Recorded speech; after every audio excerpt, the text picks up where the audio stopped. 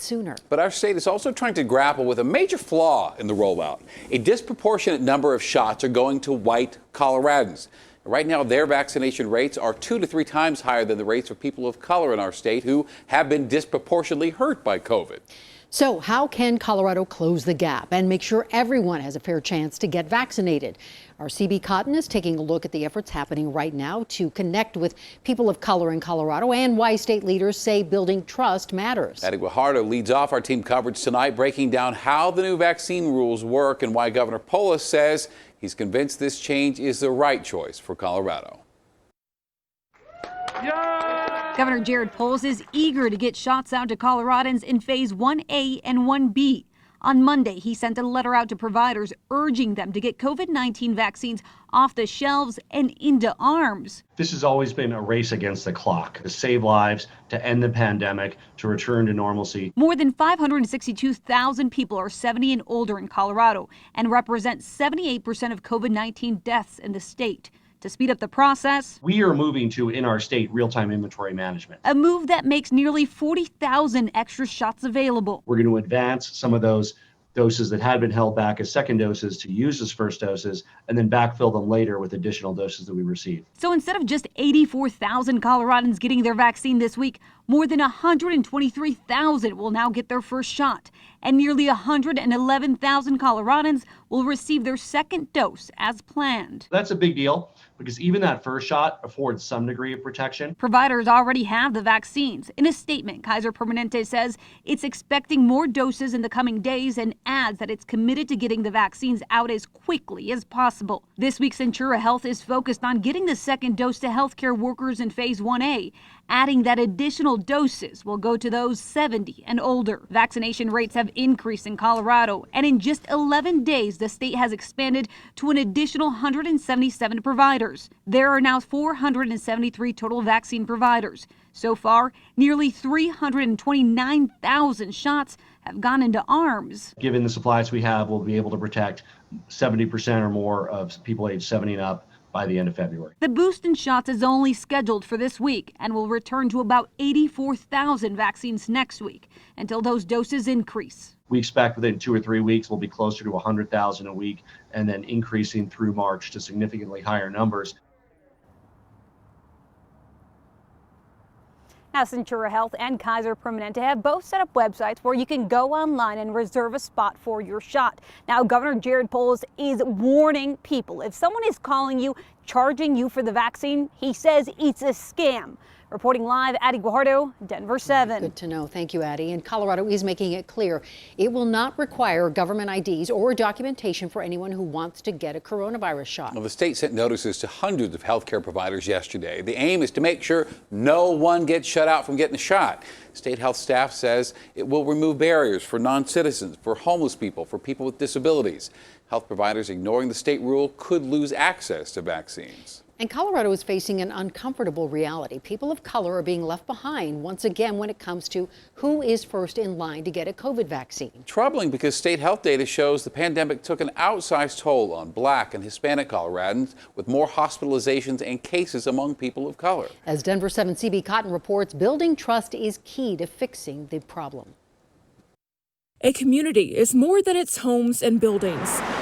It's the people inside those spaces, those we love and those we've lost. My husband's grandfather, this one was for my mother-in-law, and then this was my husband's uncle. 3 family members of Colorado Senator Julie Gonzalez were laid to rest last week. They all lived together and all got sick from and died from COVID-19. And Gonzalez knows she's not alone. My family story is not unique.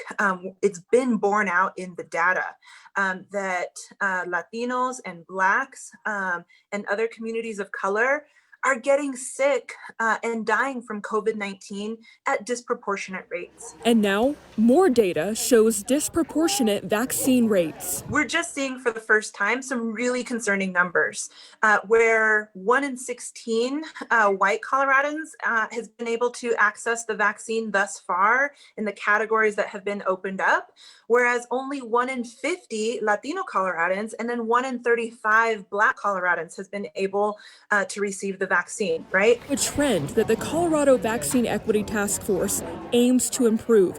Senator Gonzalez is a member of the task force too. Some of the barriers that we know exist are things like whether or not you have ability to access the internet, whether or not you're able to speak English or not and navigate all of this technical medical jargon, right? Whether or not you have access to reliable transportation. Gonzalez says those barriers highlight why vaccine clinics and information must be placed in accessible areas for Colorado's Black and Latino communities. The Black and Latino caucuses are going to be meeting with the governor's office this week, and we all understand the importance of advancing equity, but we want to see action. Public health experts say trust is a barrier too. So our community is always going to question, is this for us? Is this something against us, or is this really for us? Are we going to be guinea pigs? Are they going to be experimenting on us once again? Experiments like the Tuskegee syphilis study have created long-standing mistrust, says Dr. Terry Richardson of the Colorado Black Health Coalition. She shared photos of her receiving the vaccine online to reassure community members. That's the reason I did it. I wanted people to see that someone who I believe I'm trusted in the community. Because community is more than homes and buildings. It's about people. We need to see people that look like us. The governor's office tells Denver7 they'll continue to advocate and plan for vaccine clinics in historically Black and brown communities. CB Cotton, Denver7. And getting vaccinated is one way to develop immunity to the virus. And there is growing evidence that if you catch the virus and you fight it off, you could develop long-lasting immunity as well. New research in the journal Nature looked at how parts of the virus can hang around in the body for months, and that encourages your immune system to keep churning out antibodies, which then attack the virus. And that indicates your body would be primed to fight off the virus if you happen to be infected again. After slogging through weeks of remote learning, Denver's middle and high school students will start the process of getting back into the classroom tomorrow. Schools are going to work at their own paces. The district says smaller schools may be able to accommodate in-person learning 5 days a week. Some of the bigger schools may be stuck with a hybrid schedule for a while. And certainly welcome news for a lot of people. In fact, parents organized multiple protests urging the district to get kids back into the classroom. All right, let's take a live look at our nation's capital. Preparations are in full swing for Joe Biden's inauguration. More than 200 Colorado National Guard members are deployed in our nation's capital to help with security. And come Wednesday, up to 25,000 National Guard troops and other armed security forces will be there on the ground. After the January 6th attack on the Capitol, D.C. is in a virtual lockdown. And President-elect Joe Biden is encouraging supporters to watch the event from home because of the pandemic. All right, so what about protesters who want to make their voices heard? They will be limited to one of two First Amendment zones. Both spots are more than 3/4 of a mile from the inaugural stage, and protesters will be behind plastic barriers. Oh, say, can you see by the dawn's early light? She's pretty good. She should go pro. A little preview of what we're going to expect to hear Wednesday when Lady Gaga performs the national anthem at the inauguration. J-Lo, Demi Lovato, Bon Jovi, Justin Timberlake also performing in the primetime special hosted by Tom Hanks. And country music superstar Garth Brooks confirmed he also will perform. He says this is not about politics. This is about unity. Today, he quoted Dr. Martin Luther King Jr. He said, "We can't start living until we rise above the narrows of our own individualistic concerns." And stick with Denver7 for complete coverage on Inauguration Day. ABC News coverage starts 5 a.m. on Wednesday. And to stay up to date with local news, weather, and sports, switch over to our local sister station, Local 3, or search Denver7 on your Apple TV, Roku, Amazon Fire, or Android TV. Tonight, a Woodland Park man is in the Teller County Jail facing charges connected to the riot at the Capitol nearly 2 weeks ago. Deputies say Robert Gieswine turned himself in today, and he's accused of assaulting and intimidating officers and being part of the radical militia group, the 3 Percenters. He will be handed over to federal investigators. Well, using the inspiration of Dr. Martin Luther King Jr. to give back. More than 1,600 meals were handed out at the MLK statue in Aurora today to honor Dr. King. The meal giveaway was organized by the Brother Jeff Cultural Center. You know, the pandemic prevented thousands from gathering in Denver for the annual parade, but Dr. King's message of hope still rings true. Our country has been through a lot. In this last 2 weeks, the violence, the insurrection at our nation's capital, It has been a difficult time. It is important for every single one of us to stick with love. That's Colorado Congressman Joe Neguse, and he joined Governor Polis and local faith leaders for this virtual event. And during it, Governor Polis was passed a torch symbolizing unity of our state in peace and brotherhood.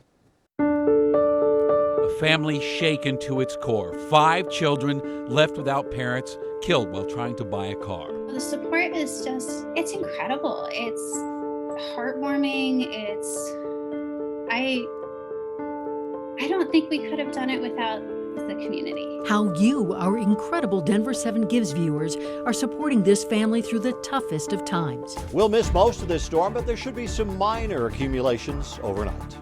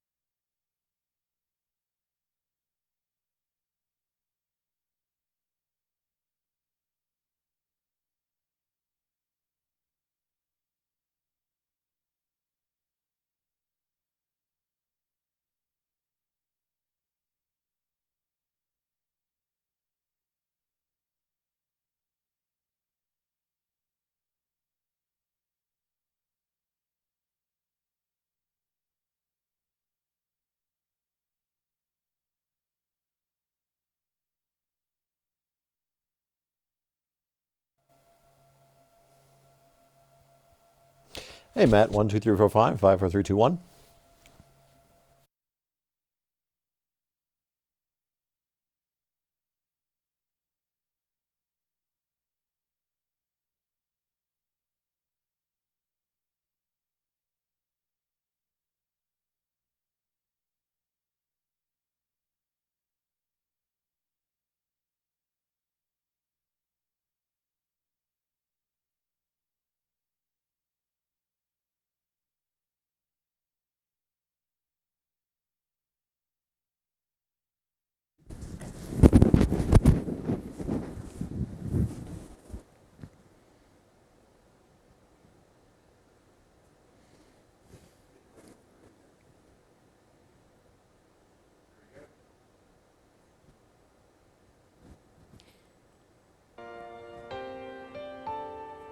Five Aurora children are growing up without a mother and father. Their parents murdered over the summer while trying to buy a car off the app Let Go. And when you heard their story, you wanted to make sure these kids were taken care of. Denver7's Gary Brode has more on your generosity.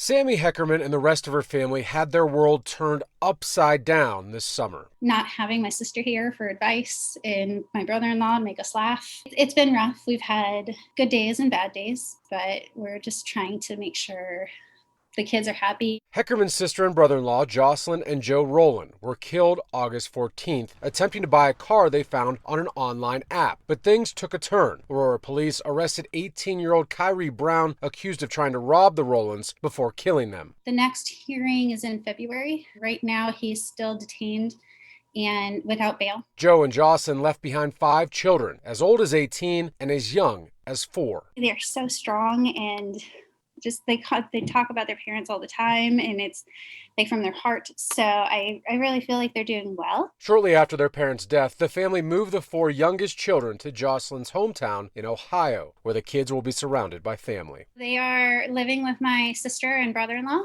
and their 2 kids. So they just recently moved into a nice big house to accommodate all 8 of them. Thanks to Denver7 viewers' generosity, the children can now begin their new lives with $1,500 raised through the Denver7 Gives Fund. That money will go to a trust for all 5 children. The support is it's incredible. It's heartwarming. I don't think we could have done it without the community. Overwhelming, but it definitely made this whole time just easier. and we're just extremely grateful. In Aurora, Gary Brode, Denver 7.